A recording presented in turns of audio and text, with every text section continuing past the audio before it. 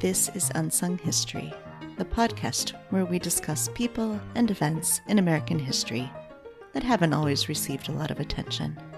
I'm your host, Kelly Therese Pollock. I'll start each episode with a brief introduction to the topic, and then talk to someone who knows a lot more than I do. Be sure to subscribe to Unsung History on your favorite podcasting app so you never miss an episode. And please, tell your friends, family, neighbors, colleagues, maybe even strangers to listen to.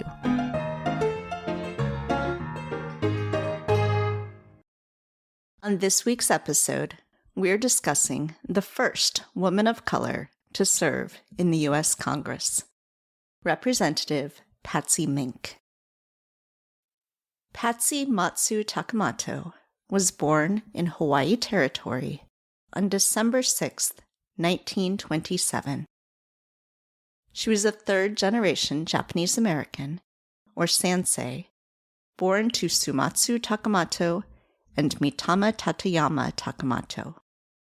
In 1944, Patsy graduated from Maui High School, where she was class president and valedictorian. And she chose to attend college on the mainland, first at Wilson College in Chambersburg, Pennsylvania, and then at the University of Nebraska at Lincoln. At the University of Nebraska, Patsy organized a coalition of students, parents, administrators, and others to lobby to end the racial segregation policy that required students of color to live in separate dorms from white students. The coalition was successful, but because of illness, Patsy returned to Honolulu for her final year of college, graduating from the University of Hawaii, where she earned bachelor's degrees in zoology and chemistry. Patsy had planned to become a doctor, but she was denied admission by several medical schools because she was a woman. So instead, she went to law school, graduating from the University of Chicago Law School in 1951. Patsy was one of only two women and one of only two Asian Americans to graduate in her class.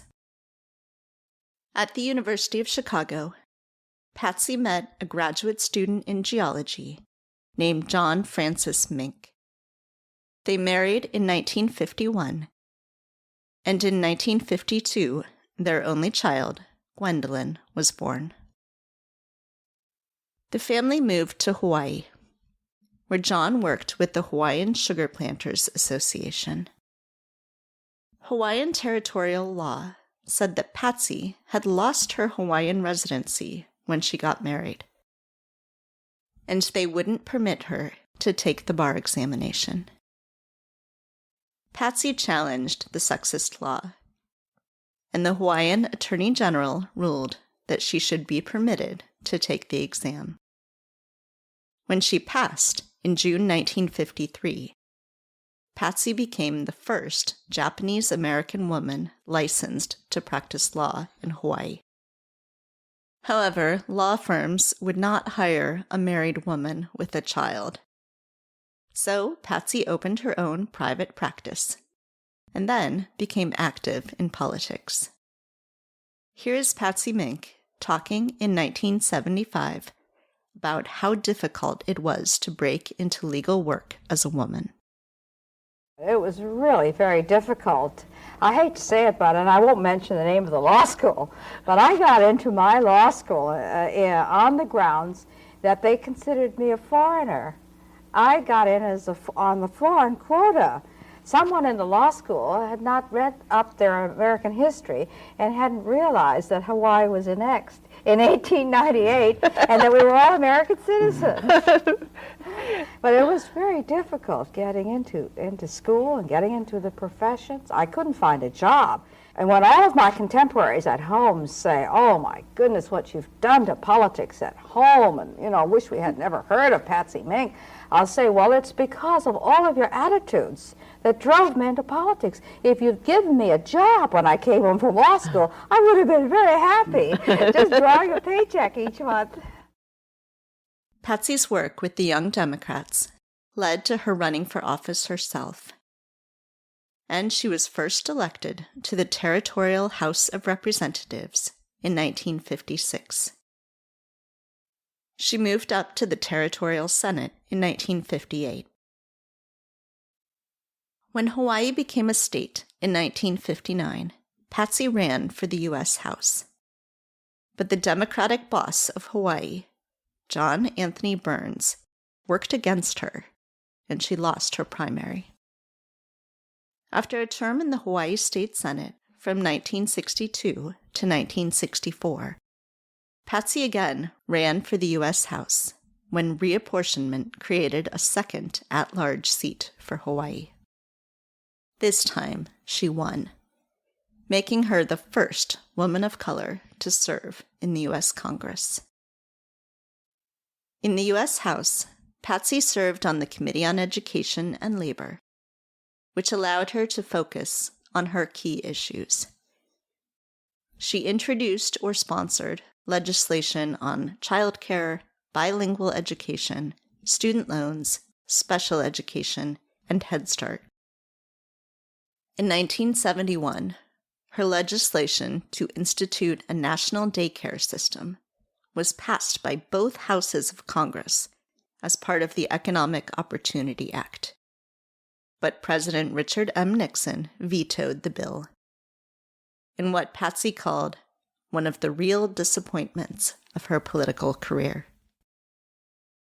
In 1974, Congress passed a comprehensive education bill, which included Mink's Women's Educational Equity Act. Here is Patsy talking about the act. It's always been my belief that no matter how many laws we passed or how many constitutional amendments we were successful in having ratified, that the major problem in any society was the attitudes that people grew up with or were made to believe were sacred traditions of their civilization. And so long as any part of our society adheres to a sexist notion that men should do certain things and women should do certain things, and then begin to inculcate our babies with these notions through curriculum development and so forth, then we'll never be rid of the basic causes of sex discrimination. So the Women's Educational Equity provision, which is designed to provide monies for small groups, institutions, women's organizations, school systems, universities, whatever, to try to grapple with this problem, do some very intensive work in curriculum revision textbooks. Why do all of the women, for instance, in a child's primer have to be pictured as homemakers with aprons on in the kitchen? Never anything very exciting beyond being a nurse. The doctor is always a man. The lawyer, the engineer, the statesman is always a man. And this is the kind of very subtle way in which, in my view, girls and women are discouraged from fulfilling their potential. And so I suppose the purpose of my bill is really to free the human spirit, to make it possible for everyone to achieve according to their talents and wishes. Patsy worked with Representative Edith Starrett Green of Oregon and Senator Birch Evans Bayh of Indiana to build support for Title IX of the Education Amendments of 1972, landmark legislation that prohibited sex discrimination in any education programs. Patsy Mink became the first Asian American woman to run for president in 1972, the same year that Shirley Chisholm ran. The two were not competing against each other. Mink was on the ballot in only a few states, and she was running to draw attention to the anti-war movement. Her opposition to the Vietnam War led some opponents to call her Patsy Pink. In 1976, she ran for the U.S. Senate, but lost the primary to fellow House member Spark Matsunaga. Once out of Congress, Patsy served as the Assistant Secretary of State for Oceans and International Environmental and Scientific Affairs in the Carter administration. And then, for 3 years, was president of Americans for Democratic Action. Finally, she returned to Hawaii and was elected to Honolulu City Council, where she served from 1983 to 1987, chairing for part of that time. After unsuccessful runs for mayor and governor, Patsy ran again for Congress with the campaign slogan, "The Experience of a Lifetime." On September 22, 1990, Patsy Mink returned to the U.S. House, where she once again served on the Committee on Education and Labor, and she was also appointed to the Government Operations Committee. In her second service in the House, Patsy co-founded the Congressional Asian Pacific American Caucus in 1994 and served as its chairwoman for several years. Often in the House minority, Patsy found herself opposing legislation that challenged the progress made in her earlier time in Congress. Following the terrorist attacks of September 11, 2001, Patsy worried about the ramifications of the establishment of the Department of Homeland Security. As a Japanese American, Patsy knew well how civil liberties could be undermined in the name of national security. In 2002, Patsy contracted chickenpox, which led to pneumonia. After a month in the hospital, Patsy died on September 28th of that year. She was 74 years old. She had won the House primary just a week before she died, and her name remained on the ballot in November 2002, when she was posthumously re-elected to Congress. Her vacant seat was filled by Ed Case after a special election. After Patsy's death, she was awarded a Medal of Freedom, and Title IX was renamed the Patsy Mink Equal Opportunity in Education Act. Joining me now to help us understand more about Patsy Mink and her incredible life are Dr. Judy Tzu-Chun, Professor of Asian American Studies at the University of California, Irvine, and Dr. Gwendolyn Wendy Mink, former Professor of Politics at the University of California, Santa Cruz, and former Professor of Women and Gender Studies at Smith College, and the chair of the Patsy Takemoto Mink Education Foundation for Low-Income Women and Children. Drs. Wu and Mink have co-authored a new book, Fierce and Fearless, Patsy Takemoto Mink, First Woman of Color in Congress. Judy, Wendy, thank you so much for joining me today. It's a pleasure to be here. Thank you for having us. Yeah, I am so excited about this episode. So I wanted to start maybe just by talking a little bit about how this project came together. So I know, Judy, you'd been working on this for a while before Wendy got involved. So can you talk sort of how you got the idea for this book and started working on this project? I started in 2012, and I remember when I first met Wendy and she asked how long I thought the book would take. I said maybe 10 years because that's been the average for my other books. I think she was really shocked. But 10 years later, here we are. And actually, I think Wendy has a longer history with this project, given that she was Patsy's daughter. She is Patsy's daughter, and that Patsy wanted Wendy to work on the project. I found Patsy's papers through the Library of Congress website. And as a historian, I'm so excited when there's archival collections. But I was surprised at the level of materials that were in the archives. There's 2,700 boxes. I had always known of Patsy Mink, and actually I was a little bit surprised that no one else had written a book about her. I remember emailing my friends and colleagues and just saying, is anybody working on her? So it just felt like such a wonderful opportunity to be able to try to document her life and to share that with the public. So, Wendy, had you considered before Judy got in touch with you doing anything, writing a book or anything about your mom? Yes, I had. I was sort of in the process of sort of agonizing with myself about how to exactly go about writing the book. My mother's papers are all at the Library of Congress. It took a few years for the papers to be processed by the archivists and so forth. But when that process was completed, I started to sort of putter around episodically in the collection to basically, on a chronological basis, sort of track out the elements of the story that I would need to compile. And that puttering began in maybe 2007, 2008. By 2010, 2011, I was kind of at a point where I could write about the early part of her life up to her opposition to the war in Vietnam.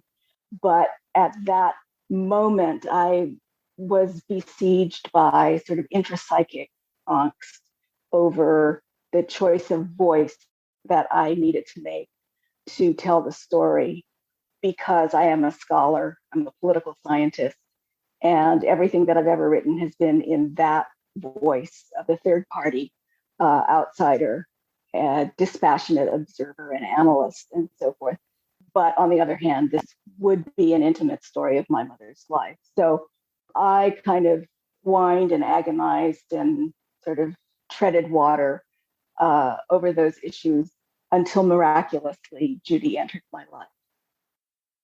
And it's such a wonderful collaboration and solution that you have done, that we get to have these more sort of intimate vignettes from Wendy, and then the more analytical, dispassionate pieces from Judy. So I really love that you were sort of able to put that together. What did that process of working together and sort of figuring out the structure of the book, what did that process look like? I began just by informally consulting with Wendy, and then we did oral histories. And then I learned about her mother's desire for her to write her biography. And I think it just made a lot of sense for us to collaborate.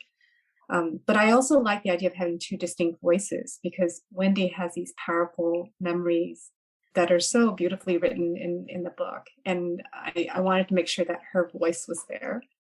We played around a little bit with the formatting, because should the historical chapters come first, or should her vignettes come first? And I really like what we've settled on. And actually, that process of trying to figuring out how we're going to put our two pieces together shaped the way we wrote our pieces. So early on, I would write the chapters, and then Wendy would write the vignettes, and then Wendy wrote the vignettes, and I wrote the chapters. But we were actually both. We're not looking at each other's writings. We talked about the topic that would be in the chapter, but we didn't look at each other's writings as we were composing our own. And then only afterwards did we come together and think about the ways in which they interwove with each other. We were concerned about possible redundancy, right, between the memories and the historical narrative. So, certainly when we brought the pieces together to sort of create the tableau that is the book, we had to be aware and pay attention to correcting any issues that arose. But it all kind of, once we sort of decided on the sequence, like vignettes first, companioning with chapters, it all sort of fell together very nicely. And our conversations produced kind of an implicit agreement about the topics that had to be covered. So the 10 chapters, 10 substantive narrative chapters cover those subjects that we determined had to be covered. There were other topics that we could have covered, but we didn't have the word count that permitted us to go there. Yeah, this could have been like a 10-volume work, but it's wonderful what the sort of breadth of topics you are able to cover within the word count that you're looking at. One of the sort of topics, ideas I wanted to talk through some, Judy, you talk a lot about intersectional feminism. And of course, this starts way before Kimberly Cronshaw's using the word intersectional feminism. But you're talking about how that's sort of the guiding principle in Patsy Mink's work in her life. So I wonder if you could talk a little bit about that, sort of how you see that intersectional feminism working along her career. Yeah, that's a really wonderful question. And I think there's so many things about Patsy Mink that are exceptional, but she's often forgotten in popular culture and historical narrative. And the reason she gets dropped out of the historical narrative, and first of all, I think the way we imagine feminist icons is very much along the lines of white and black. And for someone to come from Hawaii to the halls of Congress is sometimes beyond the political imaginary for a lot of Americans. And in fact, when she was going to school on the continent of the United States, she would often be regarded as an international student, even though she was a US citizen and even though she had grown up in the territory of the United States. I think also the fact that she was in the mainstream of politics, she was in electoral office, is also a little bit beyond the scope of people's imaginations when they're thinking about social movements and about radicalism. And so I think talking about her life then really challenges the way we think about feminism, challenges the way we think about politics, challenges the way we think about race. But that's what she brought with her, that she had this intersectional understanding about class, about race, about gender. And it's something that's really deeply ingrained because of who she is, a third generation Japanese American who grew up in Hawaii. Those social hierarchies were very much present in her life, coming from a plantation society, coming of age during World War II, the early Cold War, as a woman who's trying to enter medical school, to try to become a working lawyer, right? Those personal experiences shape the type of politician she becomes, shapes the political vision that she has about what the law can do to try to open up avenues for people who are marginalized within Wendy, American you society. used a term, I was familiar with intersectional feminism, but you used a term that I hadn't heard before, which is topic extinction. And I wonder if you could sort of talk about what that means and the way you see that topic extinction playing out and being important. Well, I borrowed the concept from a former colleague of mine at UC Santa Cruz, Aida Hurtado, who first deployed it in writing about Chicana feminism, I think probably in the 1980s or 1990s.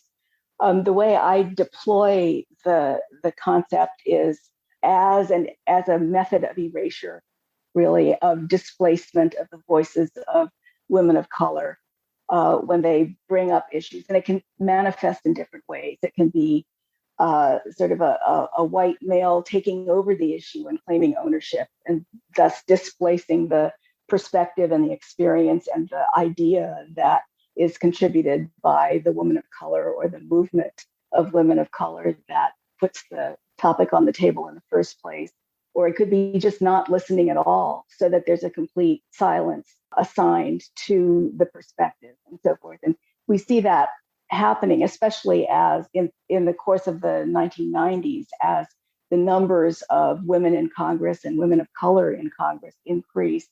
There's this way in which the women members they all obviously are strong and articulate and fighters, but there's a way in which they are looked upon as troops in a sort of mainstream Democratic Party fight, as opposed to people who can shift the discourse, who can stretch the boundaries of what policy ought to consider, and so forth. We saw that a lot with welfare politics, and we saw it in other aspects of sort of gendered understandings of social justice issues and civil rights issues and the like. One of the things, and Judy, you just brought this up too, that was so interesting, I think, in reading this is thinking about the sort of strategy of politics for Patsy Mink, and that's both sort of being outside and inside at the same time. And so being willing to stand up to her own party, to her own colleagues, and in times, facing backlash for that, but at the same time, understanding when and how to compromise so that legislation actually gets through. So I wonder if you could both reflect on that a little bit, sort of what that looks like, and maybe some examples of how that plays out, the sort of being both willing to stand up but also knowing sort of how to get legislation actually through. Well, I think it was always kind of I don't want to say dance, something sort of politically challenging to figure out exactly when sort of coalitional compromises were necessary to get something through versus when standing your ground was necessary in order to advance the notion for the next cycle of debate that might ensue 5 years down the road, 10 years down the road, and the like. And over the course of my mother's legislative history, I think you see her doing both things. Sometimes when the window for winning on a social justice, let's just say as an example, a social justice issue is, barely open, the thing that she would decide to do is to stake out the clear position and sort of push the envelope for the next round so that there's a legislative record of, sort of different forms of thinking or different perspectives on issues. And so that the groundwork, you don't have to invent out of whole cloth the next time the issue is confronted. In the 1990s, I think that when it looked less possible to accomplish what social justice forces, progressive forces wanted to accomplish because of neoliberalism and the nature of the Clinton Democratic Party and so forth, it was more necessary to cobble out some victories along the way because you could actually materially improve people's lives in smaller ways than the big picture that you were actually seeking to accomplish. I think the two periods in which she served, the 60s, 70s, and the 90s to 2002, offer very different context for approaching political strategy, basically, about how to proceed, but always with the goal in mind of figuring out the best way to move toward the just objective, right? It may not be the same way in one epoch as it is in another, but the general goal of reaching toward justice was always the motivating factor. I really like Wendy's response. I think most people think about politics as exclusive about compromise and about compromising, right, positions. And what I really respect about Patsy Mink is that she was willing to state the principles, to stick to what she believes is just. I talk about this a lot, but there's a great documentary about Patsy Mink called Ahead of the Majority. And that phrase is from a speech that she gives when she runs for the Senate. She loses that election, but she talks about how you need to be politically courageous and not wait for something to be safe and popular to support it. And so I see that repeated over and over again. And when Wendy was talking about the 1990s, I remember talking to Wendy, like they did not have the votes to reform welfare along the lines of trying to eradicate poverty, not along the lines, which was the political dominant discourse at the time, of punishing people who are impoverished, right? Especially women with children, predominantly women of color with children. And I was just interested that, why did they fight so hard, even though they knew they could not win? They just did not have the votes. And I love Wendy's response, which is that you need to have this record of opposition, right? You need to show that people thought differently about this. And I respect that so much of Patsy Mink and her allies over and over again. They were going to take that position of principle. What I think also is very interesting is that regardless of what she actually did, people perceived her in that way. So, her male colleagues would be like, oh, she's not kind of playing the game. Like she's being too strong. She's being too inflexible. And partly that's in response to her, but I think it's also male responses to women who are in positions of leadership, that there's certain fear about them occupying that status. And then the final thing I'll just say is that I've been doing more work on the National Women's Conference, and Mink and Bella Abzug co-sponsored that legislation.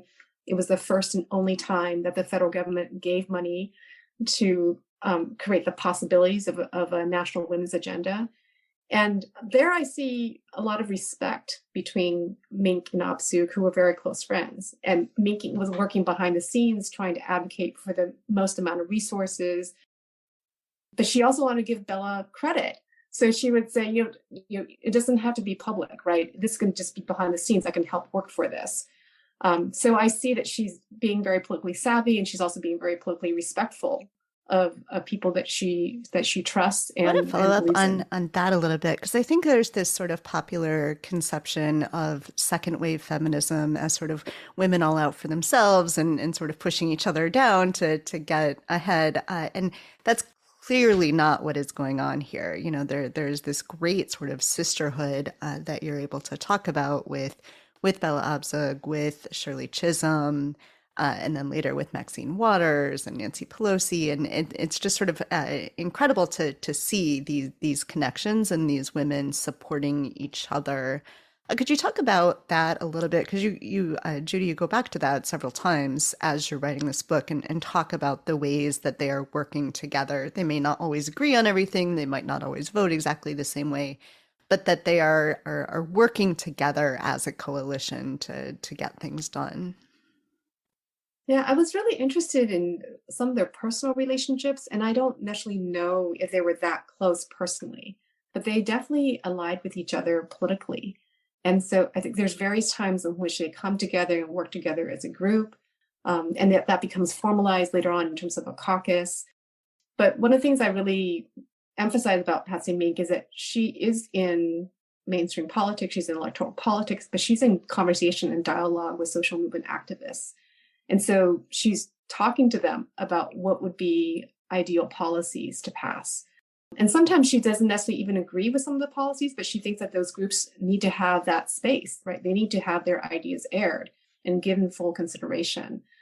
So I, instead of seeing her and other women in Washington, D.C. as outliers, they're really working in conjunction with people who are grassroots, who are forming organizations, who are trying to think about how can law be an avenue, a tool, as part of a broader movement towards justice. And Wendy, then you got to sometimes be that sort of outside voice a little bit, talking with your mom regularly, working on collaborative efforts from sort of outside inside. Could you talk a little bit about that and about the conference on welfare that you joint hosted? I guess I was in conversation with my mother and my father throughout my life about politics and political issues and so forth. At some point, I became an adult, and the discussions were not just a sort of exchange of opinion and the fleshing out of analyses, but also an exchange of expertise from multiple vantage points.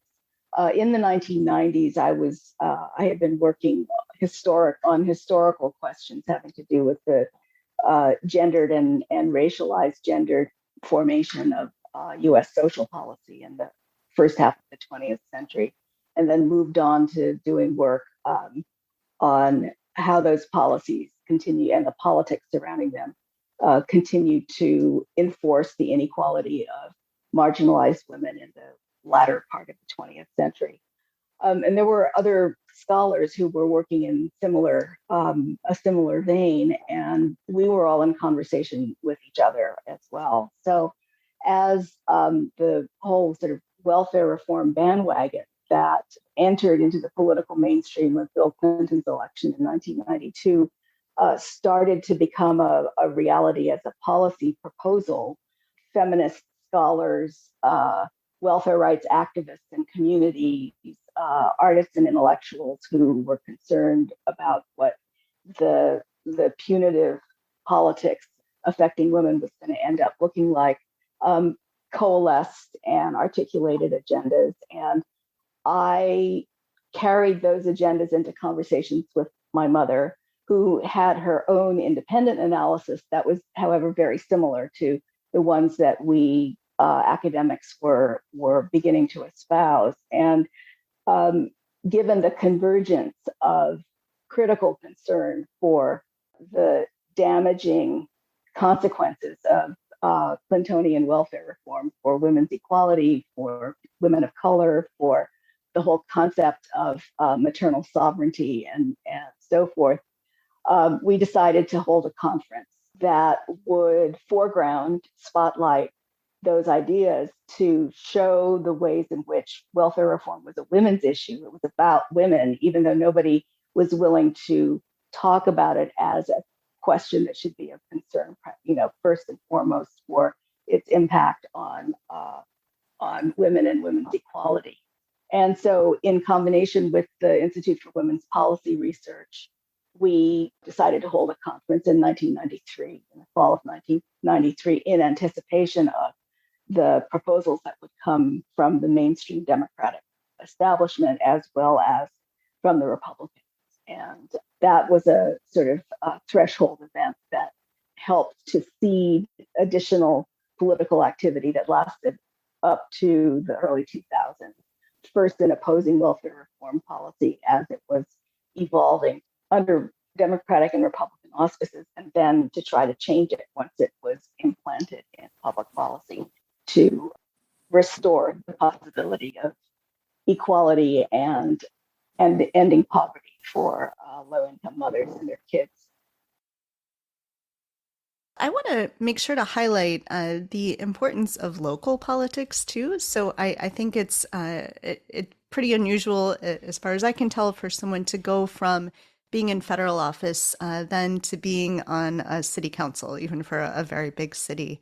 And that's such an interesting move. And so it seems so important to understanding sort of who Patsy Mink is and what she's trying to accomplish. So I wonder if we could reflect just a little bit on that, on her move from Congress, and then when she loses the race for the Senate, being on the Honolulu City Council. Actually, I really love that period of her life. And maybe because also I'm middle-aged. So when she leaves Congress, I think she's at this moment of trying to think about what is next for her. It had been a very fruitful and exciting political life, but what's next on her trajectory? And she does spend time in the State Department, and she also leads the American Democratic Action. So she's not going back just to be in Honolulu. But what motivates her is that there is a trash burning plant that was being proposed to be located in her neighborhood. And people were concerned and outraged about the environmental implications of that. And so predominantly working class, lower middle class neighborhood, racially diverse. So those communities tend not to have a say on what happens in their community. She worked with local activists and then decided that city council was actually very important. And she ran for the office. So it just shows to me how consistent she was as a political activist and political visionary, that didn't matter whether it was halls of Congress or Honolulu City Council. She was going to push for environmental justice. She was going to advocate for childcare. She was going to try to find ways to address homelessness. She was going to advocate for transparency in terms of democratic processes. It just really showed who she fundamentally was. And I love some of the local reactions to her. I don't know if we can swear on the show, but one of my favorite quotes is like, she doesn't take shit from anybody, right? You really see that strength and that type of political commitment. So I do want to make sure we talk about Title IX because it is so important and such a monumental achievement. So I am just young enough that Title IX has been around my whole life, and I don't know the world without Title IX. Could we talk some about how hugely important that is in, of course, people think about women's sports, but women's access to education more generally, and why this was a signature issue for Patsy Mink? It's a combination of factors, starting with her own personal experiences of exclusion in education on the basis of race and of gender, are sort of part of the process of developing an analysis for her, I think. As a territorial and state legislator in the late 1950s and early 1960s, she took a great interest in education policy in the sort of, in this case, classical liberal, New Deal liberal kind of fashion. She saw education as a gateway to opportunity, or education should be a gateway to opportunity, but obviously could not be if people were being held back, kept out on the basis of the scripted factors. When she first got to Congress, the first sort of comprehensive or first large national investment in public education was on the table, the Elementary Secondary Education Act. So education, sort of the concept of the federal government kind of articulating priorities with respect to education was also on the table. So it was a milieu that made possible the raising of equality questions with respect to educational opportunity, educational access, educational resources, and the like. Over the course of the 1960s, dealing with a lot of Great Society issues, war on poverty issues, which her committee, which was the House Education and Labor Committee, dealt with as the authorized committee. She encountered so many programs that were really sort of tailored to men, educational programs, skills training programs, vocational programs that were really tailored to men, and grew increasingly frustrated about the sort of general universe of education being a universe in which gender socialization and the exclusion of women was sort of second nature. And so out of that legislative experience, policy observations and the like, in conjunction with the emerging women's movement and the women's movement's claims to equality in the educational arena, the employment arena, and so forth, emerged this kind of fever of activity to figure out ways to create legal or policy weapons that women could deploy to accomplish equality. One of those was the Equal Rights Amendment, which is also coming along at this point in terms of being actually voted and passed through Congress. And the other major one is what becomes Title IX, which initially begins as the concept of prohibiting discrimination in educational programs where the federal government has invested its assistance. Several vehicles are discussed over the course of, I'd say, 69 to 71 period, and it finally lands in an omnibus bill in 1971 as the ninth chapter, Title IX, promising this new opportunity for girls and women to claim equality, even if it's going to take hard work to actually get there. Maybe I'll just add a couple things. One is that for the 30th anniversary of Title IX, Patsy gave a very powerful speech, and that was the year that she also passed away. And she talks about how she's so proud of Title IX, that this is one of her greatest political achievements, but that also that there were various efforts to try to weaken it. And certainly you see that in the aftermath of that, the passage of Title IX, just different educational, athletic interests writing in, are there different ways that they can dilute the legislation? And so she really broadcasts the message that we have to be vigilant as citizens, as people who are politically aware, that we need to protect these gains, that the law might be there, but the meaning of the law and the implementation of the law, that really comes from all of us to make sure that those principles are actually carried out.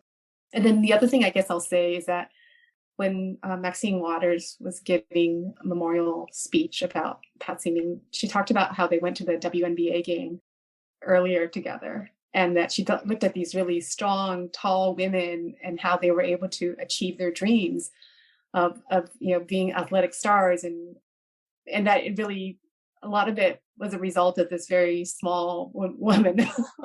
So I love that kind of physical contrast.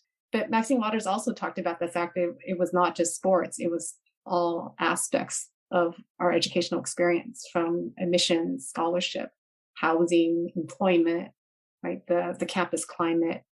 And so even if Title IX has not been enforced to the degree that it should be, that it at least provided the legal principles.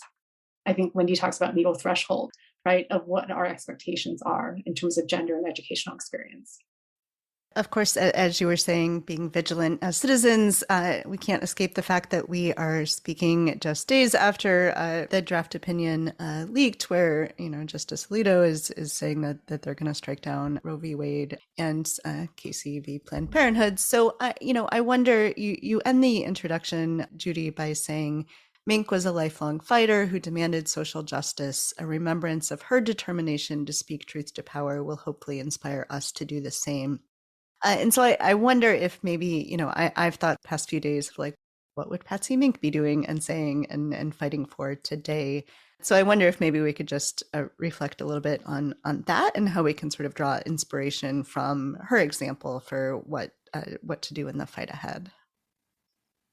Mink was obviously someone who was committed to reproductive choice for women. And I am going to talk about something that's fairly personal that affects Wendy as well. But one of the reasons why she was so committed is that she herself was subject to medical experimentation when she was pregnant with Wendy. She was exposed to DES. And at the time, the synthetic hormone was seen as potentially helpful for pregnant women to help alleviate miscarriages. But there was a medical researcher who didn't believe that was the case, wanted to run an experiment to prove that and expose some women to DES and expose other people to placebo. And DES has had long-term impacts on people's lives, not just the mothers, but also their children. So there are DES daughters and DES sons. It's been associated with higher incidence of cancer, and it has had long-term reproductive implications, right, for the children who've been exposed. So it's something that was deeply personal to both Patsy and Wendy, but I think it just underscores the need to have respect for women's bodies, to have respect for their ability to make decisions about their bodies, and that there's deeply personal implications for these types of decisions, and they should be made by the women whose bodies are most impacted. Yeah, as for what she would say in terms of strategy going forward, I think 3 days after seeing the draft opinion, I'm not sure she would have a finely developed strategy. Frankly, I mean, it's a period of deep darkness.